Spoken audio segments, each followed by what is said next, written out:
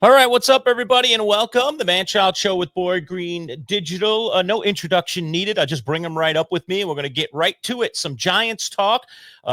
We've now gone through cuts and the 53-man roster becoming somewhat official. We'll talk about that whole thing. Plus, waivers now. Teams out there acquiring players through waivers, and I want to talk all about it with Ed Valentine, our insider. Tonight's broadcast is brought to you by our friends at Box Drop Syracuse, the mattress and furniture outlet, selling mattress and sectional sofas. We'll tell you a little bit more about our friends from Box Drop in just a little bit. Ed, I know it's been a long day, so let's talk about this long day, this almost 48-hour period where teams got to get down to their 53 and then make some decisions about other players being dropped by other teams that maybe they can pick up through waivers or free agency. So let's just start with a big picture. How'd the Giants make out? Well, don't ask Joe Shane that question because he doesn't want to hear it. But I mean, we got a chance to talk to Joe today and Brian Daboll today, and he doesn't want to compare one roster to the next. But the reality of it is, I think that something that showed that the Giants have made some progress here. I thought they would cut to a 53-man roster and have some of their players picked up. Tommy DeVito got claimed today. Greg Dulcich, the tight end who came really, really close to making the roster, got signed by the Miami Dolphins today. I think Dulcich is going to start on their practice squad, but he'll be on their 53 soon. And rumor mill was out there, and I'm sorry to interrupt you. The rumor mill was out there that the Giants wanted to re-sign Dulcich on their practice squad, but he ended up going to Miami. Is that true? And then what's the decision making there? That is absolutely true. And you know, maybe it's my old ears. But after Joe Shane's public media comments today, he did a little side session with a bunch of us. And we just chatted. He more or less was just telling us about a few things off the record that are coming down the pipeline so that we knew that we're coming. Mm-hmm.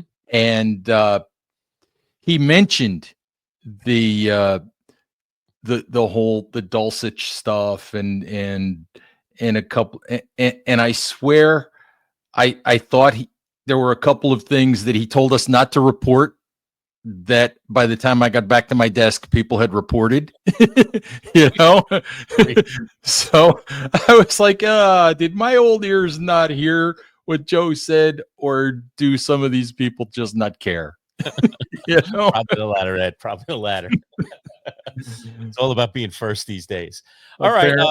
You mentioned DeVito, so let's start there. I mean, we all kind of felt like, you know, look, it was a heck of a run in New York for DeVito. The fact that he got in there and was able to actually start games and win games for the Giants was very exciting. Of course, he has the New Jersey connection, but he played extremely well in the preseason, Ed. And I thought he'd get picked up on waivers, and he did. And I don't know, you know, how much better the situation is in New England, other than he's a legit, you know, 2 or 3, depending on how that room ends up playing out. Obviously, they have Drake May. But talk to me about DeVito, how you've seen him evolve over the years. And is he a true backup now in the NFL? Is that the status that he probably now has achieved at this point? Well, do you remember the old days when I first started to come on this show? Sure. And I think that was Tommy DeVito's rookie year. That was DeVito Mania year. Yep. Mm-hmm. And you guys started asking me about DeVito in the spring of his rookie season when he was an undrafted free agent trying to make the roster. Right. Well, he went to Syracuse, so we have the connection. Right. And of course, absolutely. But he was right here. We got him up close and personal. And I said to you, Tommy DeVito has no chance to make an NFL roster. He doesn't look like an NFL quarterback. He can't throw a ball far enough to get it to a wide receiver because everything he threw was going into the dirt in the spring. And Tommy DeVito has come a long way, far exceeded the expectations that I had for him. He has grown into a quarterback who, as you said, I don't know if he's a 2 or a 3. I know he's not a 1, but I don't know if he's a 2 or a 3, but he's a guy that's going to be in the NFL for a number of years. and he'll play some along, and he may have some moments along the way. I don't think we'll ever see DeVito mania again, especially since he's now outside of the New Jersey area. Right. But he'll have a career. I mean, if guys like Case Keenum can stay in the league for 10 or 12 years, just think of any, Josh Dobbs. Yeah. How many years has Josh Dobbs stayed in the league? How many years has Josh Johnson? You remember Josh Johnson, right? Yes. Josh Johnson, I think, has played for. Is there a team in the NFL Josh Johnson has not played for? I don't think so. And he's played for a lot of them 2 or 3 times. But if those guys can have 10 or 12-year NFL careers, so can Tommy DeVito. I mean, he is, to me, like I said, he's not a guy you build your franchise around. He's not a guy you walk in and say he's the guy you want as your day one starter. But he belongs in the league. There's no question about that. All right, let me talk to you about some of the other positions here on the Giants and what went on here on waiver day. One of the interesting ones is the kick returner / punt returner thing. There were 2 guys kind of vying for it, and neither one of them landed on the 53, although I don't know if that's final. So talk to me about those 2 kick returners and how the Giants are playing this out. And if neither one of them is actually going to be on the 53, then who's returning kicks for the Giants? Well, I think it's going to be Gunnar Olszewski. And I think that, honestly, in my last roster projection, I had both Gunnar Olszewski and Ihmir Smith-Marsette making the roster. Turns out I was half right, because Ihmir Smith-Marsette is now on the practice squad. Technically, as of today, Gunnar Olszewski made the roster on Tuesday, got cut on Wednesday. Right. That's basically roster gymnastics. Okay. For them, because they also claimed 2 players they claimed 2 players, or they were awarded 2 players off waivers on Wednesday. They needed to clear some space, and this kind of stuff happens every year with a veteran guy. I would bet you that if not Thursday, it'll, by Friday, Gunnar Olszewski's back on the roster when they make a couple of other moves, because I was a little bit surprised that Olszewski made the roster initially anyway. Ihmir Smith-Marsette did a really good job after Olszewski got hurt last year. Smith-Marsette did a really good job returning punts. I think he's probably a more dynamic kickoff returner than Olszewski. He's faster. But Olszewski, all summer long, he looked like a useful backup wide receiver. And that's something Smith-Marsette has never really been able to do. So I think that's how Olszewski ended up winning that job. And I think, like I said, I think in a day or so here, he'll be back on the roster, and all will be forgiven. You remember Jakob Johnson a year ago? Yes. Jakob Johnson got ping-pong balled on and off the roster, I want to say 17 times. Oh, God. I want to say 17 times before 3/4 of the way through the season. He just, he got ping-pong balled off the roster and said, "This is ridiculous. Don't put me back on." I'm done with this. So it happens. We've been talking about the running back room all preseason long, Ed. Turbo Miller was let go. I don't know if he's going to land on the practice squad or if there's any word on that. So talk to me about Turbo, a guy that some people in Giants camp were excited about. Turbo is on the practice squad. I saw Turbo today. I talked to Turbo briefly. And he is back on the practice squad. I'm surprised that he didn't make the 53. I thought he earned it. He did everything he could do to make the roster, and the Giants just decided to go with 3 backs. So he's back on the practice squad. Hopefully, if they need a returner, because he's got the kickoff return speed, if they need an extra back at some point, hopefully they'll turn to Miller. He showed in the preseason. Now, he only averaged, I think, 3.1 yards per carry. And you can make the argument that maybe as a running back, as a pure hand the ball to him running back, that that maybe he's got some work to do just in terms of instincts and reading his blocks and making the right cuts and those kinds of things. But when you throw him the ball, just throw him the ball on the little screen passes, the little check downs, the short little routes that a lot of wide receivers run. He is so dangerous in the open field. He can really help. He can help a team as a pure third down pass catching back. So you expect to see him at some point during the season, it sounds like. But for now, it is the practice squad for Turbo Miller. All right, another guy that had a nice preseason, including a nice touchdown pass from Jackson Dart, is little Jordan Humphrey, and he's going to be another guy landing on the Giants practice squad. Yeah, I think the problem with Lil Jordan Humphrey, he caught 30-some passes for Denver a year ago, and he's what, 6'4", 225. He's a big guy. The problem Lil Jordan Humphrey faces is the fact that he'd be the fifth or sixth wide receiver on this roster, and in, I think, a 6-year career, he's played maybe 24 snaps on special teams. He doesn't play special teams. Okay. And your fifth or sixth guy on the roster has got to be able to go out there and cover a punt or cover a kickoff or he's got to be able to contribute on special teams somehow. And Lil Jordan Humphrey has never done that. And I think that's the big issue. And some other guys I thought played well in the preseason. I wonder if you expected them to make the roster or not and what their future might or might not be with the Giants. Elijah Chapman is one. Trace Ford as well. Talk about those guys or anyone else that you saw that were waived/released and whether or not you were surprised by them not being on the Giants roster. Oh, I'm brokenhearted that Elijah Chapman didn't make this roster because I wanted to see Elijah Chapman. I mean, Brian Daboll said during training camp that every time they had put Elijah Chapman at fullback, a few times in training camp, a couple times against the Jets, every time they had put him at fullback, he had gone up in there and hit somebody and broken his face mask.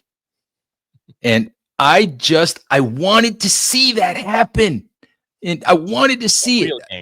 I wanted to see it happen. And I kind of took the use of Chapman at fullback as he's making the roster, but he's the sixth defensive tackle, and they're trying to find an extra way to use him, and maybe they'll actually use a fullback on occasion. But I think it was a way for them to try to find a way to get him on the roster. As much as I love Chapman and people love his story, he's 5'10" and he's 285 pounds, and he has a very difficult time when 300 and something pound, 6'4" guys try to double team him. And so he has a very difficult time holding up in run defense. And I think that's the primary issue with Chapman. I wish the guy was on the roster because I want to see him play fullback. I just do. One of the things that was good for the Giants is that they had number 3 in the waiver priority because of their draft position. They were able to pick up a couple of guys of note, Bo Brader. I don't know if it's Braid or Brady from the Ravens, and also a corner from the Saints, Rico Payton. What can you tell us about those two players? I know little to nothing, and I'm sure our audience is wondering who they are. Well, I didn't know anything about either one of those guys until today either. And I have to be honest, I will call Rico Payton Rico about 1 million times. I'm sure that I'll call him Peyton Rico about 1 million times because I actually wrote Peyton Rico today and then had to fix it. So the old double first name thing gets me every time. I'm sure that I will continue to screw that one up. But what I found interesting was both are guys who are defensive backs. Bo Braid is a cornerback. Rico Payton is a safety. I suspected that the Giants would add a safety because they only kept, Bo Braid is the safety and Rico Payton is the corner. But I suspected they would add a safety for the simple reason that they only kept 3, on the initial roster, and that's just not enough. So, but it's also interesting. These are both young second-year players, undrafted guys who Joe Shane said they had actually done a good amount of work on before the 2024 draft. The most interesting thing, because I asked Joe to kind of give me a scouting report on these two guys today. The most interesting thing about Rico Payton that he said was the Giants were hoping that the Saints would put Rico Payton on waivers last year. They were targeting him last year. So when they waived him this year, the Giants jumped.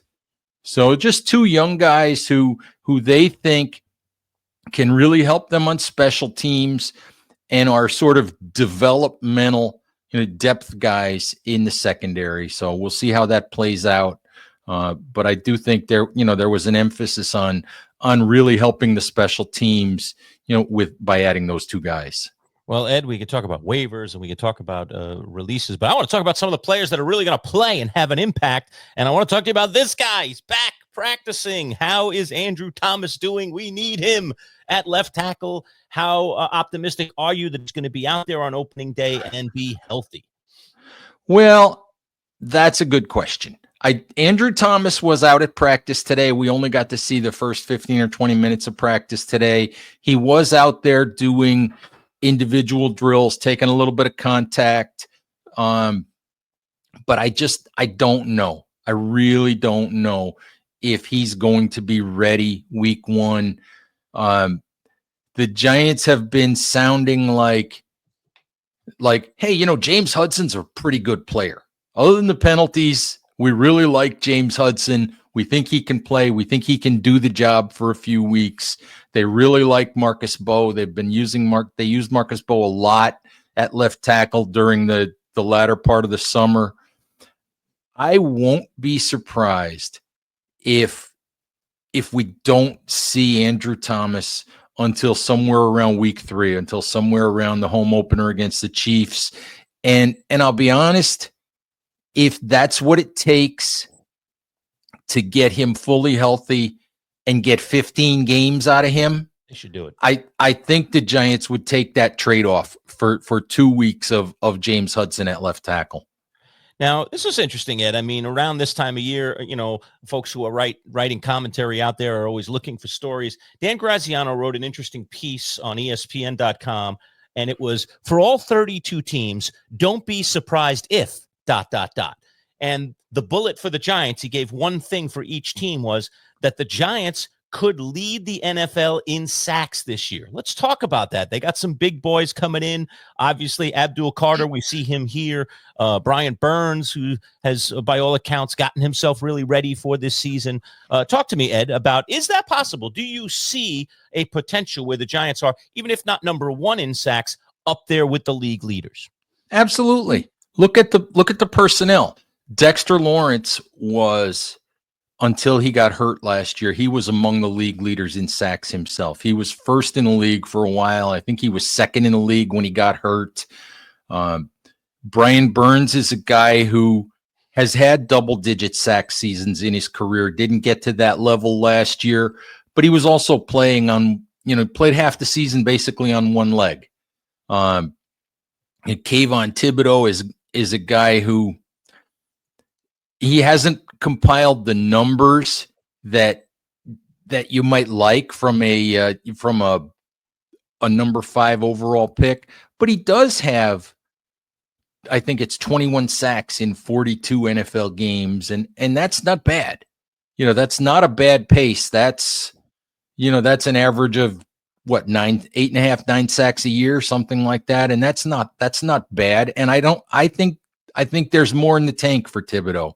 And of course, Abdul Carter, who is as advertised. And the funny thing about Abdul Carter, I didn't get a chance to. He wasn't in the locker room today when we had access in the locker room for the first time today, and didn't see him.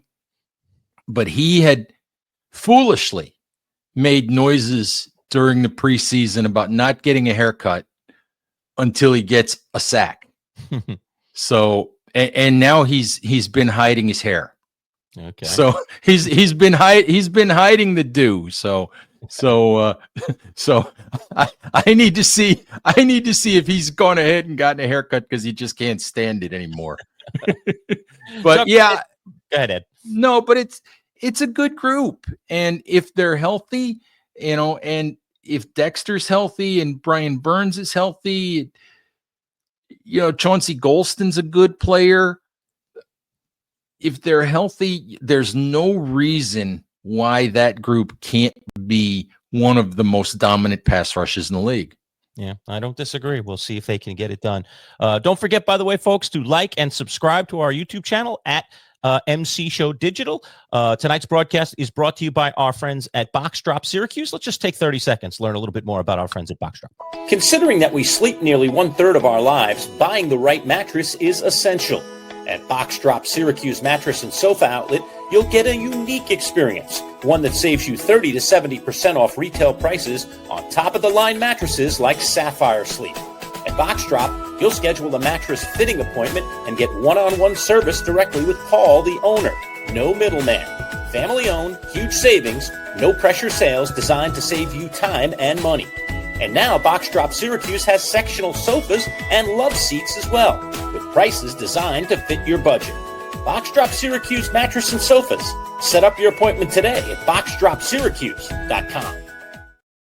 All right, it's the man-child Jim Lerch talking with Ed Valentine from Big Blue View, our Giants insider. And it's waiver and cut day, so we're catching up on all of that kind of stuff. But now really looking at other things in the Giants. Ed, one of the last things I want to ask you about is, okay, it's way too early. We still probably will only talk to you one more time before the season starts, but let's get your way too early prediction. We know how difficult this schedule is for the Giants. What would genuinely be progress for them? And can you see this team making progress in terms of wins and losses this season? Oh, I can see them making progress.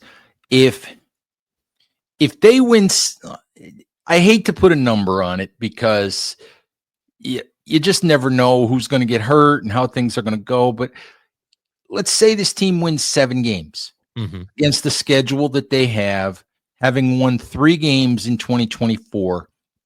That's more than double the wins that they had a year ago against what everybody says is a brutal schedule. And if you want to look at it just from the pure wins and losses perspective, if they win 7 games, how is that not progress?